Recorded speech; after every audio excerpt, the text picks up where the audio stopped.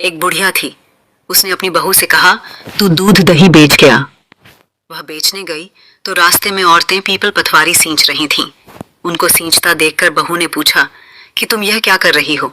औरतें बोली कि हम पीपल पथवारी सींच रही हैं, इससे अन्न और धन होता है, 12 वर्ष का बिछुड़ा हुआ पति मिल जाता है। बहू बोली, ऐसी बात है तो तुम पानी से सींचती हो तो मैं दूध से सींचूंगी।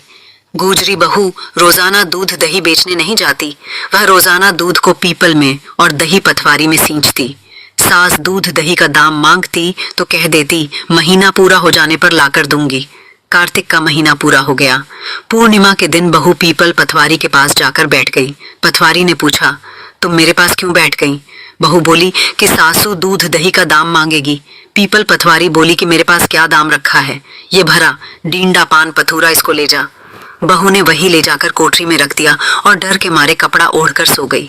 सासू बोली, पैसे ले आई बहू? बहू बोली, कोठरी में रखे हैं। सासू ने कोठरी खोल के देखी तो देखा हीरा मोती जगमगा रहे हैं।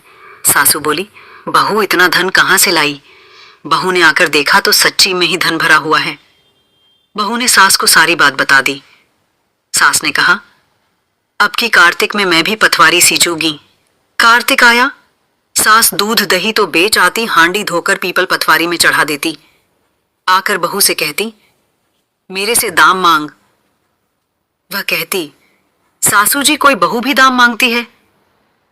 मगर सासू कहती, तू मांग।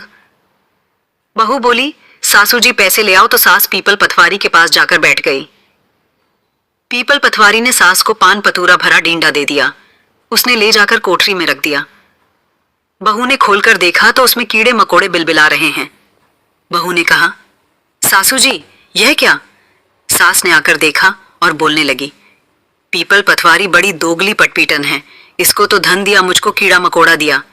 तब सब कोई बोलने लगे कि बहू तो सत की भूखी सींची थी, तुम धन की भूखी। हे पथवारी माता, जैसा बहू को दिया वैसा सबको देना, जैसा सास को दिया वैसा किसी को ना देना।